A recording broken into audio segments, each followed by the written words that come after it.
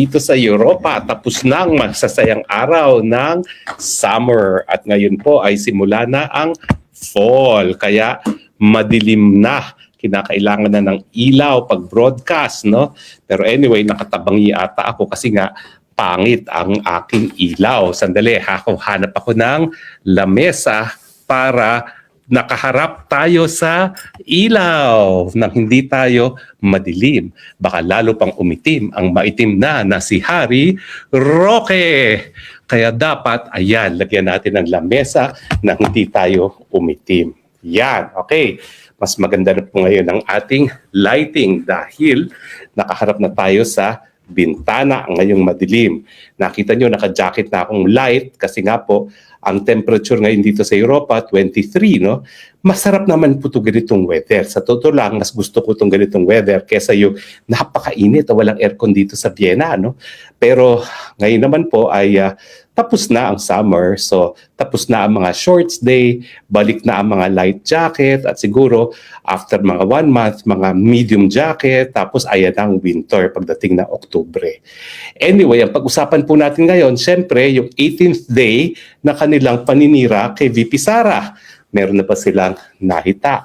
Meron na ba silang patunayan? Well, sino ba yung nagtestigo ngayon? Yung nagtestigo ngayon ay walang iba po kung hindi yung Assistant Secretary sa Office ng Vice President at Assistant Chief of Staff na si Lemuel Ortonio. Nasa audience din si Attorney Laika Lopez, yung Chief of Staff at Undersecretary ni VP sa Office of the Vice President. Siya po ay nagtestigo bilang isang hostile witness kasi napatunayan naman ng prosecution na siya ay coterminous kay VP Sara, no? At siya talaga ay appointed as Assistant Secretary na meron talagang trust and confidence ang Vice President.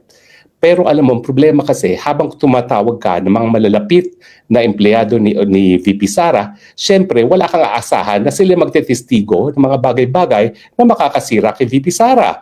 Hindi ko nga maintindihan kung bakit itong prosecution nagpupumilit na ang mga gawing testigo ay yung mga napakalalapit kay VP Sara. Wala talaga kayong mahihita sa mga taong malalapit kay VP Sara. Bukod sa kanilang relasyon, matino po kung kumuha ng tao si VP Sara, walang palakasan. Lahat po yan ay mayroong mga credentials, no? Kaya hindi po yan nakakapasok dahil malakas lang kay Inday Sara. Tinitignan po talaga ni Inday Sara ang kanilang mga credentials at sa aking karanasan, hindi siya umaasa ng mga recommendation lang ng mga malalapit sa kanya. No? Talaga ini-interview niya at sa katunayan may mga na-appoint siya nung DepEd siya na Undersecretary na ako mismo may alinlangan pero dahil tinitignan niya mga credentials, hindi niya pinapansin yung mga intriga. No? Anyway, itong Assistant Secretary ay si Ortonio, siya din ang Assistant or Deputy Chief of Staff ng Office of the Vice President.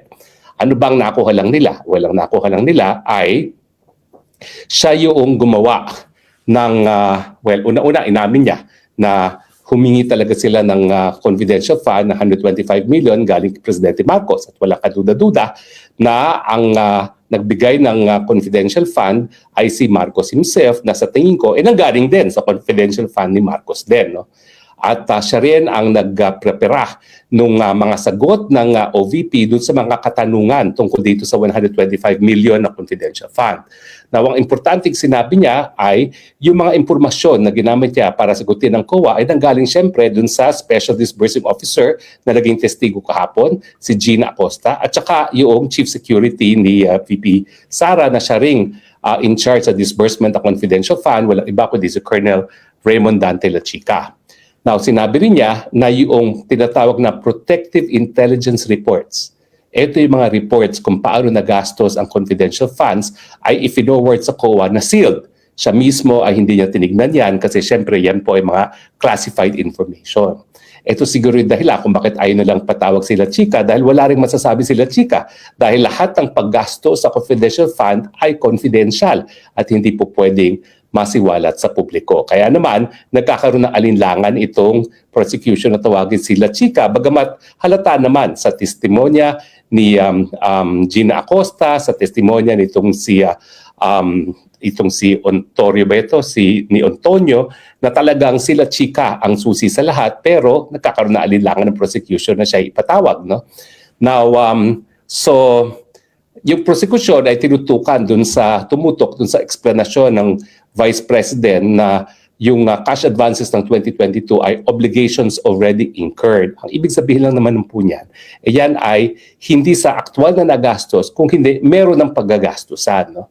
At ito nga si Ortonio, dapat pang pasalamatan natin dahil nung nagkulang o nag-short dun sa cash na reconciliation niya, napilitang siya mag-advance ng 150,000 na kanyang sariling pera na naintindihan naman natin na kaya niyang i-advance kasi ang sweldo niya bilang isang salary grade 29 ay umaabot ng halos 200,000 pesos a month.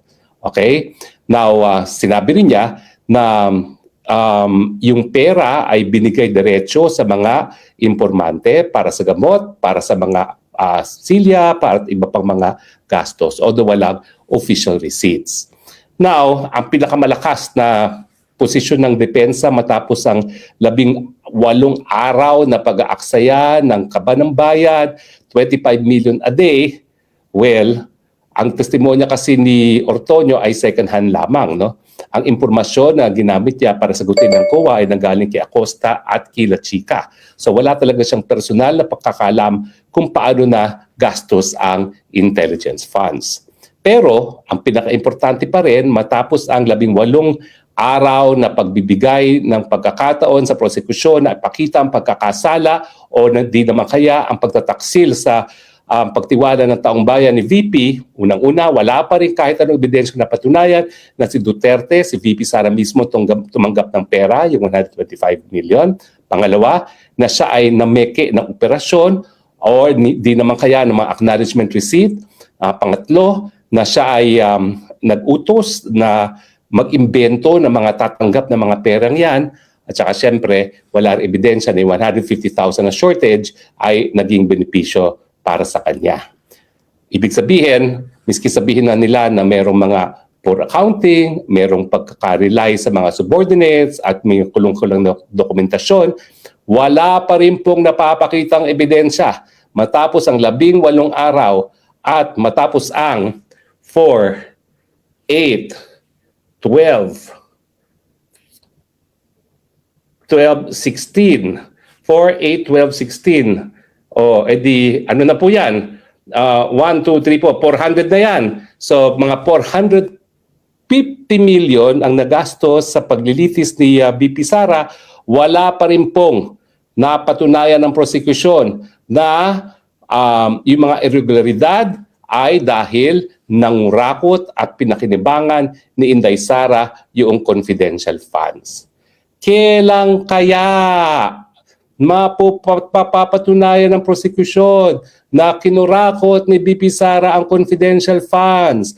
Kahit anong sabihin ni Erich, the law bender, the American, na stupid ang mga testigo, mas stupid naman ang kahit sinong senator judge na magsasabi na minapatunayan ng pangungurakot si BP Sara dahil wala sa kahit sinong testigo kay COA, kay staff ni VP Sara ang nagsabi na merong korupsyon at merong personal na pakinabang si VP Sara dito sa confidential fund na binubusisi ng mga prosecution at ng kalabang Marcos cum Dilawan cum Pinklawan alliance. Okay?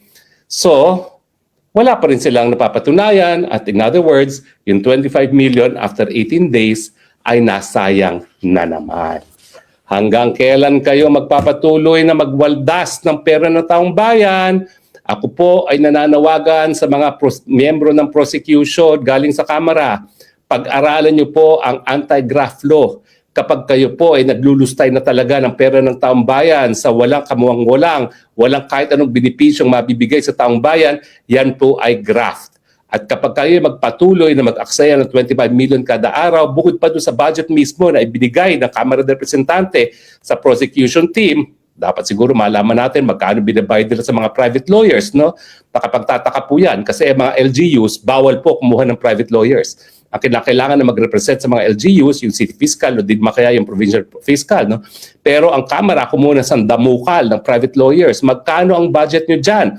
At magkaroon nyo ng budget na binibigay nyo in addition sa sweldo ng mga kongresista sa mga public prosecutors, na mga miyembro ng Kamara de Representante. Ibig sabihin, yung winawaldas nyo, hindi lang yung budget ng Senado kada araw, baka may karagdagan budget pa nga yan dahil buong araw na yung kanila pagdinig dyan, umaga ay paglilitis, hapon ay legislative work.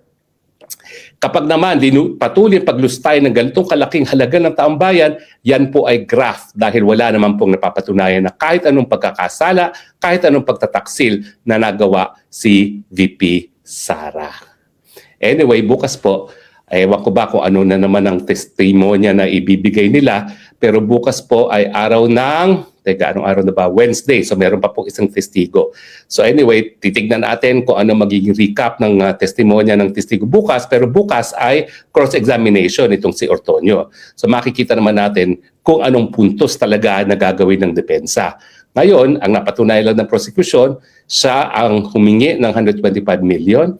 Siya ay nag-submit ng mga kasagutan sa COA kung paano nagastos yung 125 billion. Bagamat ang sagot niya na binigay sa COA ay sang-ayon sa mga impormasyon na binigay sa kanya ni Acosta at saka nila Chica. At saka siyempre, yun lang. Yun lang ang napatunayan. No? Wala na ibang napatunayan dyan. No? At yung yung minsan na nagkaroon ng pondo na kakulangan na 150,000 na siya mismo ang nagpaluwal. Na dapat man siguro saluduhan natin itong si Ortonio dahil talagang sa gustuhan niya na mag-balance ang kanyang cash accounting. Pera niya, sa bulsa niya nanggaling ang pera. Patunay na ayaw niyang mangurakot, ayaw niyang mapulaan ang Office of the Vice President na kahit anumang anomalya. So mga kaibigan, alam ko parang wala na tayong interest dito sa impeachment kasi wala namang smoking gun. No? Ang yabang-yabang ng mga prosecution, we have the smoking gun, babatunayan namin si Sara kasala. Ayan tuloy, nabubusit ng taong bayan. Alam mo, pag ako talaga ay nag-spokeshour sa impeachment, wala nang interest sa taong bayan. Kinakailangan mag-usap na ako sa ICC para bumalik kayo at makinig. Kaya nga, mas konti siguro nanonood sa mga live. Buti na nga lang ay hindi na natin kino-cover live. Pero magbabago daw sila uli ng schedule. Kung babaklit sila ng hapon, pwede natin i-cover live. Ang issue, manunood pa ba tayo? Baka mamaya 50 na lang ang manunood kasi wala nang pakialam ang taong bayan dahil sa sawa ng taong bayan sa mga walang katuturang, paratang, wala namang ebidensya, puro yabang ng mga abogado ng prosecution. Diba? Puro forma. Maski hindi natin gusto ang kanilang mga forma. Okay, salamat po. Salamat sa inyong patuloy na pagtangkilik. Alam ko, walang kwenta yung impeachment na yan, pero kinakailangan bantayan natin. Kasi in the end, kung sa kabila ng walang kahit anong kabalastugan na patunayan na ginawa si VP Sara ay sila magko-convict, huhusgahan natin yung mga mokong na senator judges na yan na maghuhusga kay VP Sara hindi dahil sa ebidensya, kundi dahil sa kanilang mga politikal na alyansa. Diba? At yung kagustuhan na mawala ng kalaban ang mga Marcos sa kagustuhan nilang magkaroon ng Marcos Part 2, Marcos Forever. Salamat po sa inyong patuloy na pagtangkilik. Ito po ang inyong spoksang bayan, Harry Roque nagsasabi, I love you Philippines. You're the only country that I have. You're the only country that I will love. God bless the Philippines. Bye!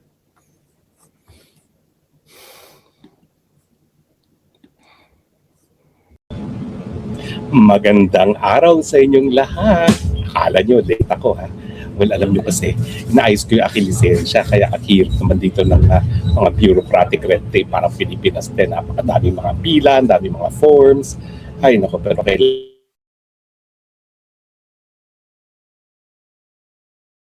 hanggang 6 na buwan lang na po pwede magamit yung lisensya ko dito. No? So medyo matagal-tagal na ako hindi nakakapag-drive dahil sumobra na ako ng 6 na buwan dito sa Vienna. But anyway, ngayon napag-usapan natin sa wakas mga kaibigan na umalma na si VP Sara. Ang dami-dami ng pagkakataon ng prosecution ay tinatawag siyang mastermind of scam. Tapos ang mga testigo tinatawag na stupid. Tapos meron na namang mga abogadong tinatawag siyang brat. So sa kauna-unahang pagkakataon, nagsalita na si VP Sara. Dapat ang prosecution ay nakatutok sa pagpipresenta ng ebidensya, hindi sa paninira sa kanya. At syempre, kung talagang malakas ang ebidensya nila, ilabas ang ebidensya at hindi na kinakailangan ng mga drama-drama sa buhay. Pero alam naman natin, so far matapos ang 19th day, wala pa rin nakikitang pagkakasala si VP Sara. Itong huling testigo. Ang sabi nga niya, bagamat siya ay Deputy Chief of Staff sa OVP at siyang gumawa ng mga report para sa COA, wala siyang personal na kaalaman kung paano nagastos ang confidential funds. Ibig sabihin, wala silang napiga dito sa testigong ito na talagang nagkaroon ng pagnanakaw si VP Sara at wala naman talaga. Hindi ko kasi maintindihan bakit sila nagpupumilit na ang mga pinakamalalapit kay VP Sara ay kinukuhang testigo. Akalain ba nila magsasabi ng masama tungkol kay VP Sara? Siyempre hindi. Nag-aaksaya lang sila ng oras. Pero dahil kinukuha nga sila ng mga testigo, ibig sabihin, wala ibang mga testigo. Kaya sila namang hostile witnesses. Pero kung talagang malakas ang ebidensya nila, dapat yung objective na testigo at hindi na yung galing sa kampo ni VP Sara. Diba? Hindi mo maintindihan. Bakit naman kukuha ka pa ng testigo na doon pa galing pa kay VP Sara? Pwede naman kung meron ka talagang tunay na ebidensya, yun ang pero anyway, ngayong araw na rin to ay matapos umalma si VP Sara ay nag-declare na rin si Senator Judge Chis Escudero na ipapatupad nila yung prohibition ng sub judice. Ano ba ibig sabihin ng sub judice? Ito po yung pagkukomento sa merito ng kaso. At syempre, in fairness, talaga naman pong dapat paalalahanan ng parehong panig na hindi dapat nagsasabi kung malakas o mahina ang kaso or hindi nagsasabi kung meron bang na puntos, may para bang sabong na kung nakapuntos ang depensa, nakapunso ang prosecution. Ibig sabihin, wag yung magdi-discuss ang mga abogado at mga partidos doon sa merito ng kaso. Ano ba ang paninindigan ko dyan? Well, alam nyo, kaya nagkaroon ng rule ng sub judice kasi doon sa Amerika, ang mga nagdidesisyon ay mga ordinaryo mga mamamayan, ang tinatawag ay jury. At sa Pilipinas, mga hukuman, hindi masyado pinapatupad yan kasi ang nagdidesisyon naman sa atin ay mga bihasang mga abogado na mga West. Pero dito sa impeachment, ang mga nagdidesisyon ay mga politiko at hindi naman sila lahat ay mga abogado. Kaya sa tingin ko, dapat lamang na magkaroon ng isang mas istriktong pulisiya na nagbabawal sa mga pagdidiskusyon ng mga merito, lalong-lalo na dahil karamihan ng mga huwes dito sa Senado ay hindi mga abogado. So siyempre, pag nakakarinig sila ng mga komento, mas madali silang maniwala dyan kaysa sa mga bihasang mga abogado. Pero siyempre, sa kabilang punto naman, dahil mga politiko sila, alam na naman natin na marami sa kanila iboboto sang-ayon na sa majority or minority. Sa katunayan dyan, tagaan nyo sa bato, halos lahat yung 30 na yan na majority ay boboto na yan para sa conviction. At naghahanap na lang sila ng tatlo para nga makonvict itong si VP Sara dahil gustuhan man nilang ibaba sa 14, hindi nila magagawa yan dahil sa tingin ko malinaw na malinaw ang nakasaad sa ating saligang batas. Kailangan 16. So sa akin, parang kahit ano pang diskusyon na mangyari dyan sa merito na yan, kung ang mga politiko naman ay magdidesisyon sang-ayon sa kanilang political affiliation at political na paniniwala, kung sila ay makamalacanang o sila ay anti-Malacanang, parang meron ng resulta yan. Ang issue na lang is meron bang 16 na magkukonvict dyan. Sa tingin ko sa ngayon, wala pa. Pero nakikita naman natin, ginagawa nila ang lahat para magkaroon ng 16. Paano? Pananakot, kinukulong, mantakin nyo, kinulong muna o at least tinangkang ikulong si Bato, tapos si Jinggoy, tapos si Marcoleta, at ngayon, pati ba naman ang Loren Legarda. Alam nyo, kaya ako nagugulat kay Loren Legarda, hindi naman DDS yan si Loren Legarda. In fact, marami nagsasabi dyan kay Loren Legarda, lahat kinakampihan. At sa katotohanan, kaya naman yan ng marami kasi siya ay palaging malapit sa presidente pero wala naman siyang kaaway na presidente. Siguro pati nga si GMA na sinabi nilang nandaya sa eleksyon labang kay FPJ at pati siya nadaya nung siya tumakbo ng vice president, hindi naman niya inaaway ng tuluyan. Pero para takutin pa nila yung isang tao na hindi DDS, magpapakita talaga sila na makakuha ng 16. Kaya naman ako, hindi ako magtataka kung sa pagdating ng takdang panahon ay magkaroon sila ng 16. Hindi dahil sa nakinig sila ng komento, kundi dahil nga, eto nga po, ginagamit nila ang maka 16. So, akin, judicial rule yan,